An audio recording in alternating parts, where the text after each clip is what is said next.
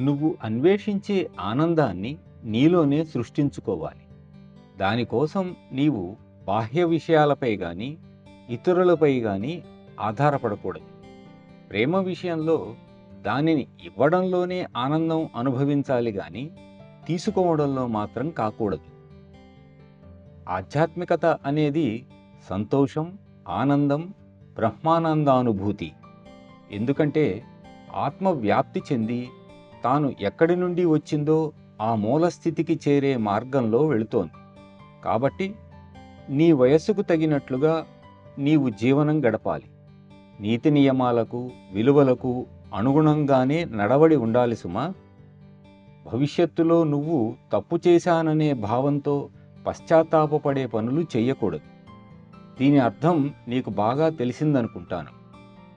నీ జీవన గమనం ఇలాగే ఉండేందుకు నీవు పాటుపడతావని ఆశిస్తాను. నీ గురించి ప్రార్థిస్తాను. స్వతసిద్ధంగా ఉండు. ఏదైనా పాపకార్యమైతే తప్ప సరదాగా ఉండడం కానీ, విలాసాలను వినియోగించుకోవడం కానీ తప్పేమీ కాదు. సరదాగా ఉండటం పాపం కాదు. అయితే పాపకార్యాన్ని సరదాకి ఉపయోగించటం అనేది పాపమవుతుంది. బలహీనతలు, భావాలు లేని మానవ జీవితం ఉండదు. మానవ జీవితం ఒక పాఠశాల వంటిది. అక్కడ వీటిని అధిగమించవచ్చు. మంచి స్వభావాన్ని అలవరుచుకోవటం అభ్యాసి బాధ్యత.